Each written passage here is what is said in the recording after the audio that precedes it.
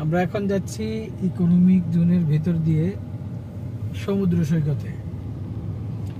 এর আগেও আমি কয়েকটা ভিডিও দিয়েছি সমুদ্র সৈকতের।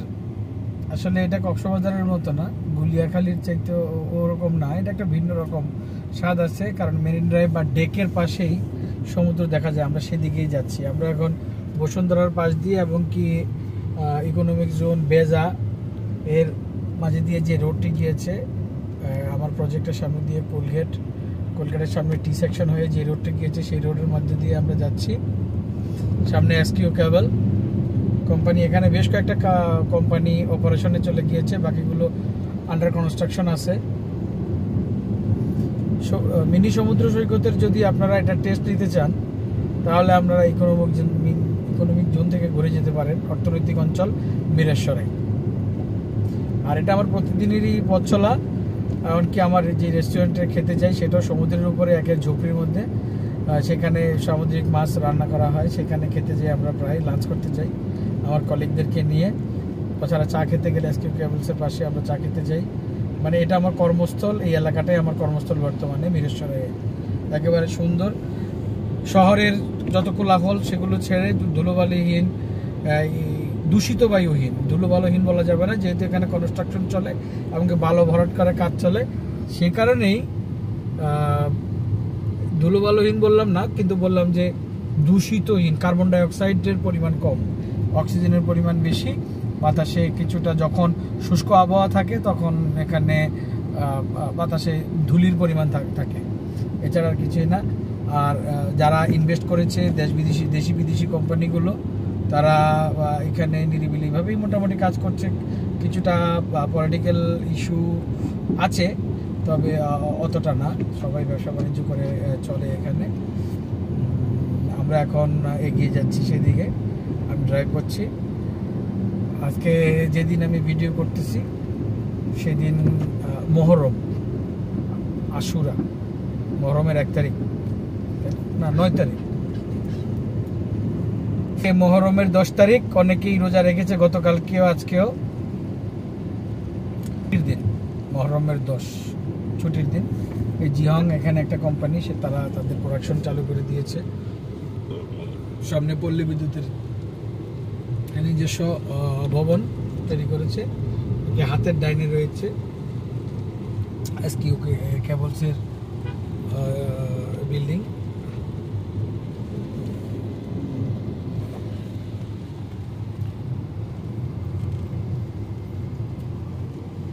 খুবই প্রাকৃতিক পরিবেশের সাথে একটা নতুন নির্মীয়মান শহর।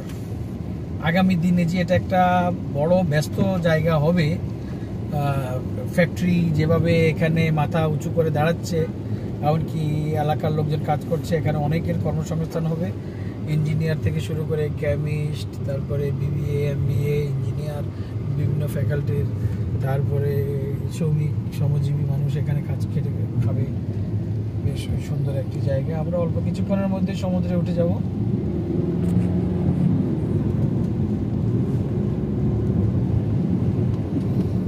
অনেকে বলে ডেক এবং মেরিন ড্রাইভ, আমরা যেটা এখন একটু পরে আমরা যে রোডটাতে উঠবো। চারিদিকে কনস্ট্রাকশনের কাজ চলছে, এখানে ড্রেনের কাজ চলছে, রাস্তার পরিস্থিতি একটু খারাপ বৃষ্টি হওয়ার কারণে, কন্টিনিউয়াসলি বৃষ্টি হচ্ছে এখানে। ইতিমধ্যে আপনারা জানেন আমার চ্যানেল, ইউটিউব চ্যানেল আত্মকথা, অগত্যা কথা 2050, অগত্যা কথা 2050। অগত্যা কথার মানে হচ্ছে যে কথা না বললেই নয়, বলতেই হয়। অগত্যা আমাকে কথা বলতেই হচ্ছে এমন, কারণ অনেকগুলো নাম নির্ধারণ করার পরেও দেখা গেছে কোথাও না কোথাও কোনো অনুষ্ঠানের নাম কিংবা চ্যানেলের নাম, যত কথা, কথার কথা, অনেক কথা, এরকম বিভিন্ন নামে ছিল। তো চ্যাটজিপিটি, কোপাইলট, এআই সার্চিং এবং কি গুগল সার্চিংয়ের মাধ্যমে দেখা গেছে যে অগত্যা কথাটাই অ্যাপ্রোপ্রিয়েট ছিল তখন চ্যানেল হিসাবে। অনেকের কাছে চ্যানেলটা একটু দুর্বোধ্য হতে পারে, তো যেহেতু এটা একটা noun is a name of anything, নাম হিসাবে ধরলে ঠিকই আছে।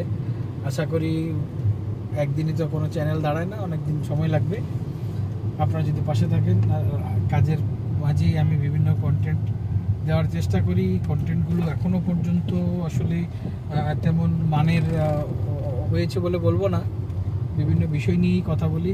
আর আমরা তো সাধারণত এখন কাজের মাঝে একটা পাশাপাশি একটা কুটির শিল্প হিসাবেই ঘরে ঘরে যখন এখন চ্যানেল, ইউটিউব চ্যানেল তো আমি শুরু করেছিলাম 2009 সালে, কাজ হয়নি, কারণ কীভাবে তৈরি করতে তাও জানি না। ফেসবুক শুরু করেছিলাম 2009 সালে, তখন সেগুলো বুঝতাম না। তো এখন প্রয়োজন বোধ করছি কিছু কথা বলার জন্য একটা প্ল্যাটফর্ম দরকার। সেই প্ল্যাটফর্ম হিসাবে ফেসবুক এবং ইউটিউবের এই অগত্যা কথার চ্যানেলটিকে বেছে নিয়েছি। এখানে বিভিন্ন কথা থাকবে, রাজনৈতিক কথা, পারিবারিক কথা, সাংসারিক কথা, মোটিভেশনাল কথা, জীবন থেকে নেওয়া সব ধরনের কথাই থাকবে। কোনো কথা কারো ভালো লাগতে পারে, খারাপ লাগতে পারে। আমরা চলে এসেছি মেরিন ড্রাইভে। এই অল্প কিছুক্ষণের মধ্যে আমরা এখন সমুদ্র দেখব। আমার গাড়িটি যখন মাথা উঁচু করবে তখনই সবাই এই যে সমুদ্র চলে এলো। সমুদ্র আমরা চলে এলাম, মোটামুটি জোয়ার আছে বলা যায়, হয় জোয়ার নামছে না হলে জোয়ার উঠছে। খুবই কাছাকাছি পানি আছে, যেহেতু বৃষ্টি সেহেতু সমুদ্র।